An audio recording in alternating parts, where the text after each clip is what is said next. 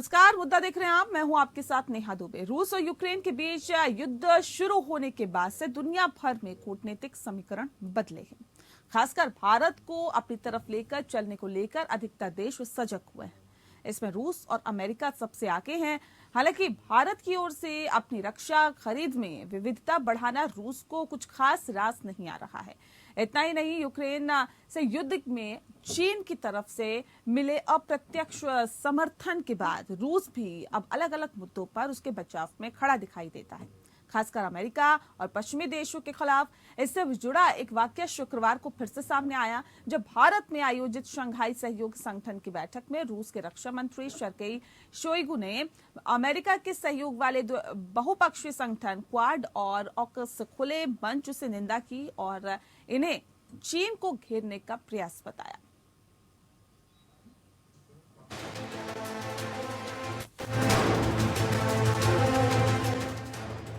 अंतर्राष्ट्रीय राजनीति में कहा जाता है कि इसमें कोई भी देश स्थायी मित्र या शत्रु नहीं होता। अपने अपने हितों के अनुसार मित्र और शत्रु बदलते रहते हैं। भारत भले ही यूक्रेन और रूस युद्ध में तटस्थ दिख रहा हो या उसने खुलकर रूस का विरोध ना किया हो, लेकिन हमारा पुराना मित्र ऐसा नहीं कर रहा है। रूसी रक्षा मंत्री सर्गेई शोइगु ने यूएस और क्वाड पर निशाना साधा है। वहीं उन्होंने भारत द्वारा आयोजित एससीओ बैठक में चीन का समर्थन भी किया। सर्गेई शोइगु ने कहा कि मुक्त और खुले हिंद प्रशांत क्षेत्र की अवधारणा को बढ़ावा दिया जा रहा है, जिससे चीन को घेरा जा सके। इसके लिए एक फ्रंट बनाया जा रहा है। सर्गेई शोइगु ने एससीओ देशों के रक्षा मंत्रियों की बैठक के दौरान कहा कि अमेरिका और उसके साथी देश एशिया प्रशांत में बहुपक्षीय दुनिया के गठन का विरोध कर रहे हैं। इसके लिए वे सैन्य और राजनीतिक गठबंधन भी बनाने में जुटे हैं, जैसे कि क्वाड और ऑकस, जिन्हें नाटो के साथ जोड़ने की कोशिश की जा रही है। शोइगु ने कहा कि मुक्त और खुले हिंद प्रशांत क्षेत्र की अवधारणा को बढ़ावा दिया जा रहा है ताकि चीन को घेरा जा सके। इसके लिए एक फ्रंट बनाया जा रहा है। अमेरिका और उसके मददगार एक कूटनीतिक एजेंडा चला रहे हैं ताकि रूस और चीन के बीच सैन्य टकराव को भड़काया जा सके। हमारे पुराने मित्र देश के रक्षा मंत्री ने कहा कि यूक्रेन में जो संघर्ष हुआ है वो इनकी यानी पश्चिमी देशों की आपराधिक नीतियों का नतीजा है। इसका असल लक्ष्य रूस को कूटनीतिक तौर पर हराना और चीन को डराना है, जिससे ये देश पूरी दुनिया में अपना एकाधिकार बनाए रख सके।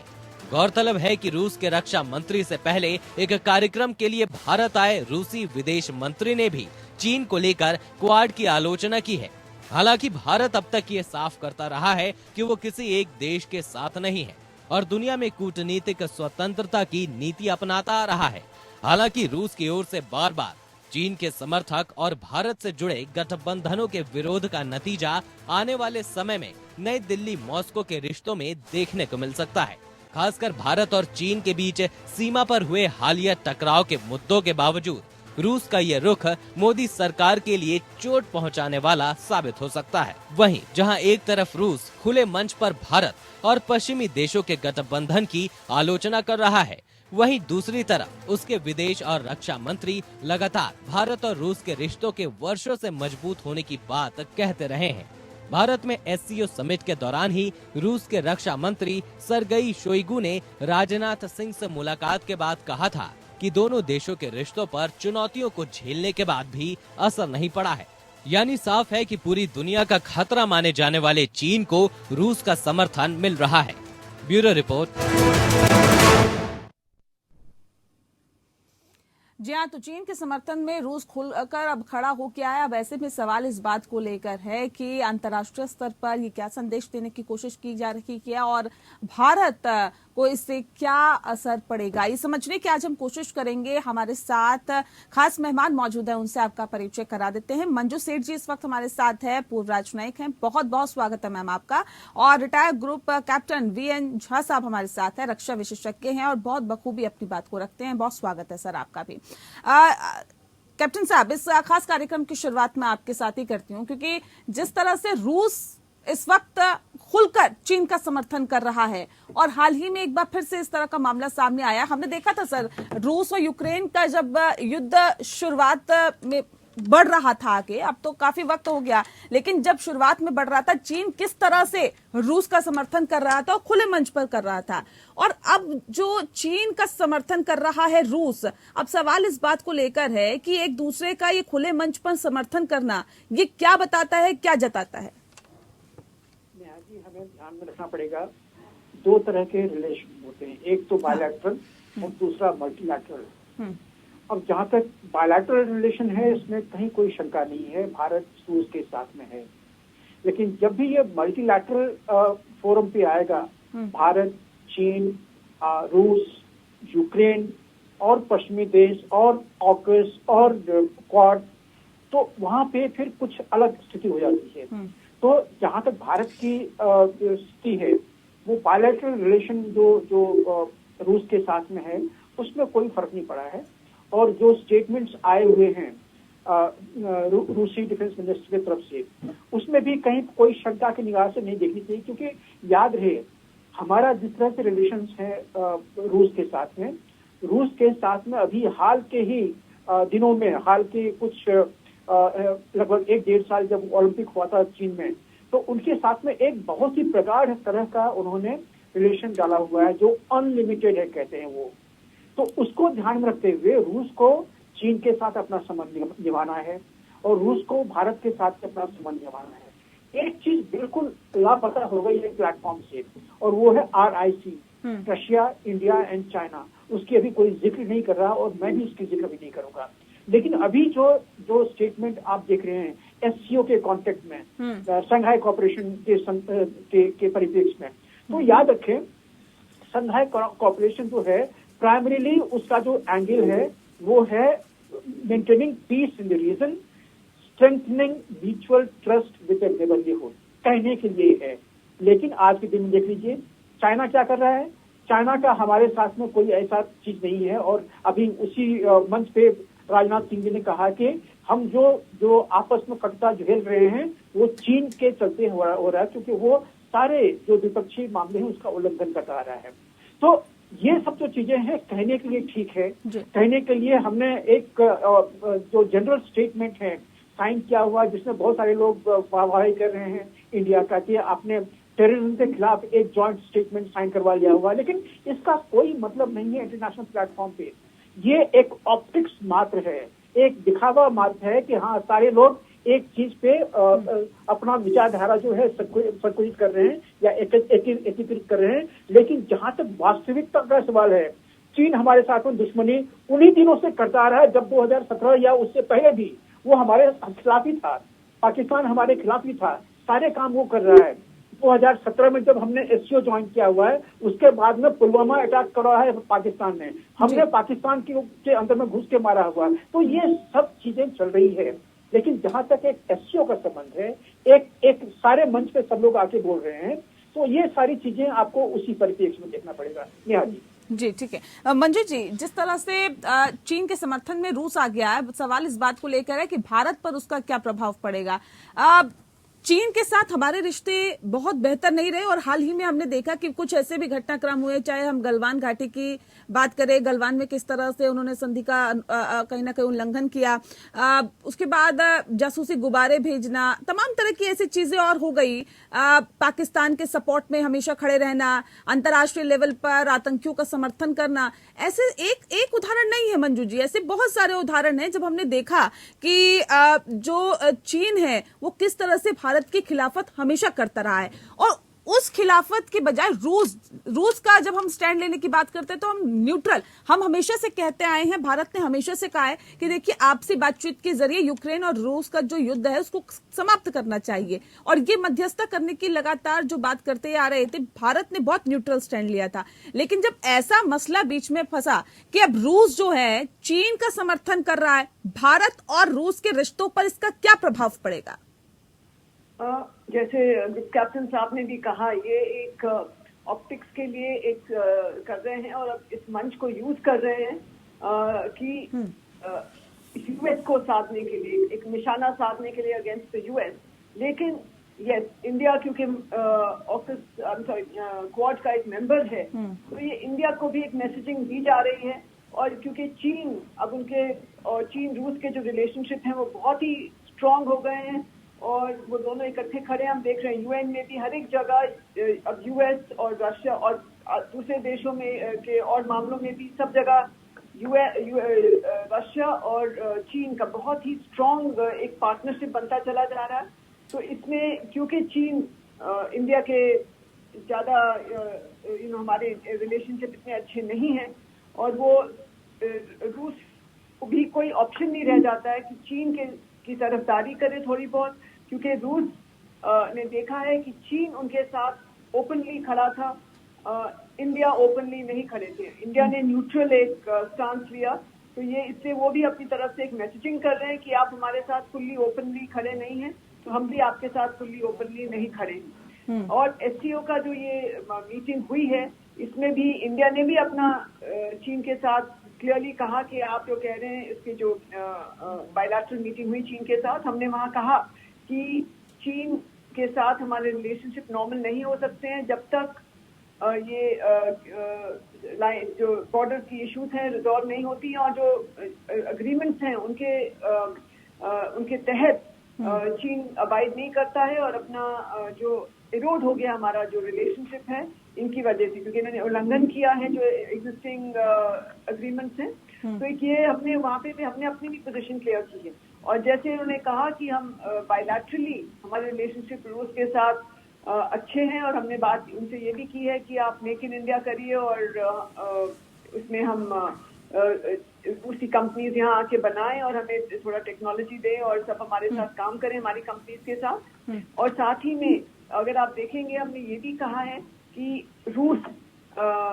लेकिन रूस का अगर आप देखेंगे, रूस थोड़ा सा अनॉयड है हमसे, क्योंकि हमने अपनी जो डाइवर्सिफिकेशन शुरू कर दी है डिफेंस प्रोक्योरमेंट की, तो उससे हमें थोड़ा सा उनको भी लगता है कि ये यूएस के पास जा रहे हैं और कंट्रीज के पास जा रहे हैं।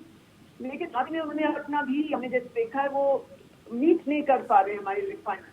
तो इंडिया की डिफेंस रिक्वायरमेंट्स हैं, पार्ट की रिक्वायरमेंट्स हैं, ये यूक्रेन वॉर की वजह से और वेरियस अदर रीजन की वजह से वो नहीं हमें सप्लाई कर पा रहे हैं हमारे डिमांड के मुताबिक। तो ये सब इश्यूज हैं जो इस हमारे रिलेशनशिप को इम्पैक्ट कर रही हैं थोड़ा बहुत। और एससीओ में जो एससीओ का एजेंडा वो बिल्कुल अलग है, लेकिन वहाँ भी हम देख रहे हैं कि उन्होंने रूस ने ये पब्लिकली एक ये बात कर दी है और पहले भी कहा है 2021 में भी उन्होंने 2021 में भी उन्होंने कहा था कि ये वॉर जो है ये रशिया और ये चीन के अगेंस्ट है और जो वहाँ इंडो पैसिफिक है आसियान कंट्रीज हैं उसके अगेंस्ट। तब भी उन्होंने कहा था जो अभी free and open Indo Pacific है उसके ऊपर इम्पैक्ट पड़ेगा। ठीक है मैम, ये बहुत बेहतर तरीके से आपने समझाया और इसी को हम आगे बढ़ाएंगे और समझने की कोशिश करेंगे कि दरअसल ये जो रूस और चीन की जो दोस्ती परवान चढ़ रही है, लेकिन सर मैं चैलेंजेस समझना चाह रही थी। दरअसल क्या चैलेंजेस, क्या चुनौतियां भारत के सामने आ सकती है? चीन वैसे ही अगर हम देखें तो भारत का तो हितैषी है नहीं, पाकिस्तान दुश्मन की तरफ कहीं ना कहीं हम इसको देखते हैं या वो भी हमें देखता है। अब ऐसे में जब हम रशिया और चीन की दोस्ती की बात करते हैं और ये कहते हैं कि देखिए ये जो दोस्ती है और ज्यादा गहरी होती जा रही है, ये भारत के लिए कितनी मुसीबतें पैदा कर सकती है? क्या कुछ चैलेंजेस भारत के सामने आ सकते हैं सर? नेहा जी, अंतर्राष्ट्रीय मंच पे जो हमें सहारा मिला है रशिया का, वो दो तरह के हैं। एक तो जो हमारी वेपन सप्लाईज हैं, डिफेंस सप्लाईज, उसके लिए वो अनरिस्ट्रिक्टेड हमारे साथ में रहा है पास्ट में। और दूसरी जो सबसे बड़ी चीज है कि जब भी यूएन में कोई ऐसा मसला आता है जहाँ पे कि आपको इंडिया और इसके जो एडवर्सरी, हमारे जो एडवर्सरीज हैं, इसके बीच चुनना पड़ता है, तो पास्ट में जो भूत में जब जाते हैं हम, तो लगभग रूस हमारे साथ खड़ा रहा है, चाहे वो इंडिया पाकिस्तान का युद्ध हुआ हो, चाहे उसके बाद में यूएस के साथ में कुछ चीजें हुई, तो वहाँ पे हमारा साथ मिलता है। क्योंकि आप याद रखिए, सिक्योरिटी काउंसिल में हम तो मेंबर नहीं, परमानेंट मेंबर नहीं है, और अगर कोई ऐसा मसला आ जाए जहाँ पे कि इंडिया अफेक्टेड हो, तो इंडिया का पक्ष लेने के लिए कोई एक मेंबर जरूर होना चाहिए। अगर हम वहाँ पे कोई ऐसा मसला आ रहा है, कोई ऐसा प्रपोजल वहाँ पे चल रहा है जो हमारे हित में नहीं है, तो उसको काउंटर करने के लिए उसके ऊपर में जो एक लगाम लगाना होता है या जो वीटो करना होता है, उसके लिए हमें एक परमानेंट मेंबर चाहिए। चीन तो हमारे साथ कभी आ नहीं सकता है, चाहे कोई भी मसला हो।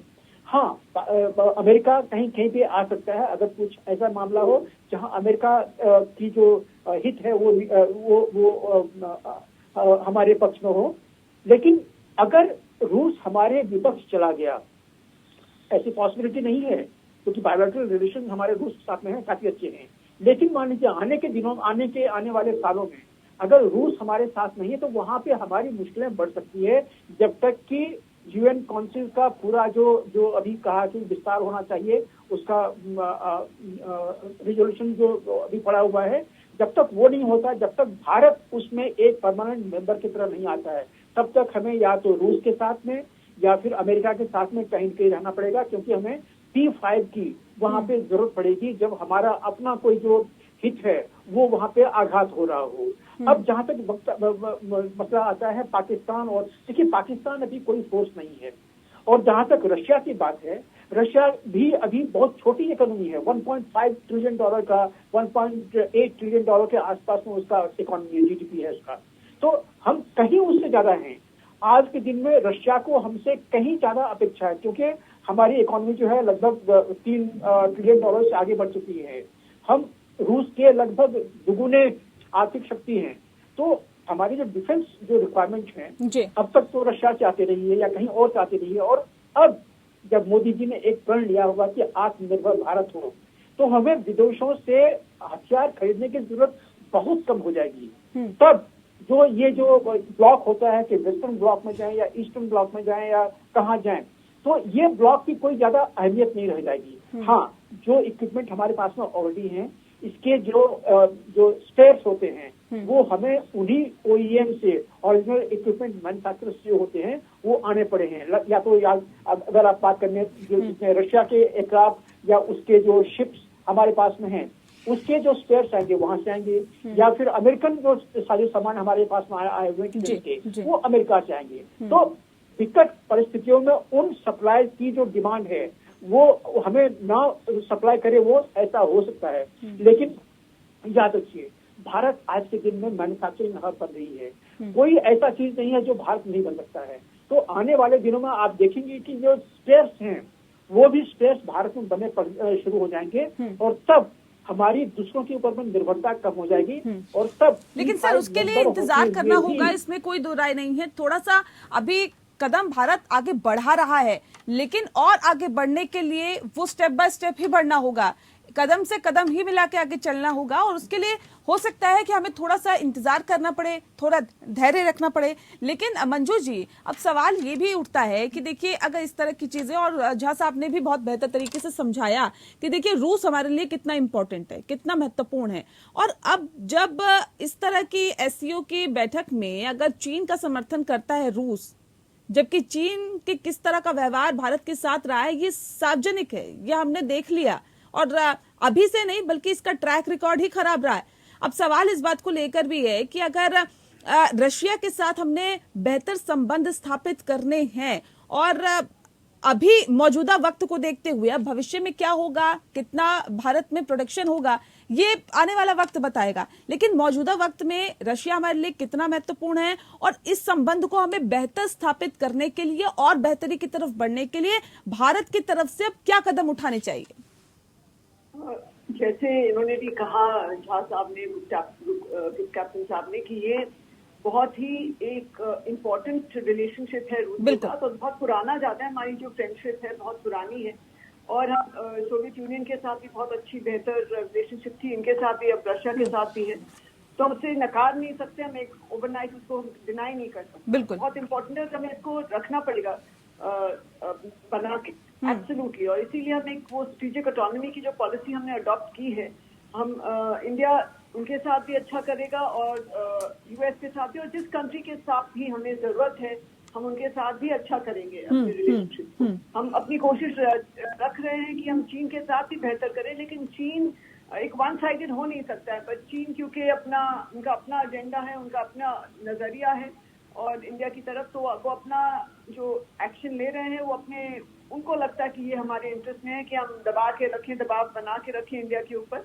लेकिन इंडिया को अपनी इंटरेस्ट देखते हुए रूस के साथ ऑफ कोर्स बहुत इम्पोर्टेंट एक मेंबर है वर्ल्ड कम्युनिटी के और P5 मेंबर भी हैं, तो हमें उनके साथ और बहुत पुराने हमारे रिश्ते रहे हैं, तो पीपल टू पीपल कांटेक्ट भी बहुत बढ़िया रहे। हमारे बहुत सारे स्टूडेंट्स वहाँ पढ़ते हैं और हमें बिल्कुल एक अच्छे बायलैटरल रिलेशनशिप को मेंटेन करना होगा और अपनी पूरी कोशिश करनी पड़ेगी कि साथ में उनके साथ अच्छे रिलेशनशिप बना के रखें। इवन आफ्टर कि हमारे जो मेक इन इंडिया हो और हमारी डिफेंस डिपेंडेंसी उनसे कम हो जाएगी, वो आगे चल के देखेंगे, लेकिन उसके बावजूद अगर डिपेंडेंसी भी कम होती है हमें उनके साथ अच्छे रिलेशनशिप बना के रखने पड़ेंगे, जरूरी है। और हम जैसे ब्रिक्स में और सब जगह उनके साथ और मल्टीलैटरल ऑर्गेनाइजेशन में उनके साथ काम कर रहे हैं, SCO में भी हम लोग उनके साथ मिलके काम कर रहे हैं। तो जो मल्टीलैटरलिज्म, जो इंडिया का multi alignment, multi prong approach जो है और मल्टी पोलर वर्ल्ड की तरफ हम जो चाहते हैं कि इमर्ज करे, तो उसमें रूस का हमेशा इम्पोर्टेंस रहेगा। अभी इस वक्त थोड़े से वो वीकेंड हैं और चीन इस वक्त ज्यादा स्ट्रांग है, ठीक है, लेकिन रूस को भी पता है कि हमारे लिए इंडिया इम्पोर्टेंट है। बिल्कुल, उनको भले ही स्ट्रांग हो मैम, लेकिन ये भी समझना होगा रशिया को कि क्या विश्वसनीय है, विश्वास पात्र है। इस बात को भी कम से कम रशिया को समझना होगा चीन से बेहतर रिलेशन डेवलप करने से पहले। बहुत शुक्रिया आप दोनों का हमारे साथ इस खास चर्चा में शामिल होने के लिए। इसी के साथ मुद्दा में फिलहाल इतना ही। नमस्कार।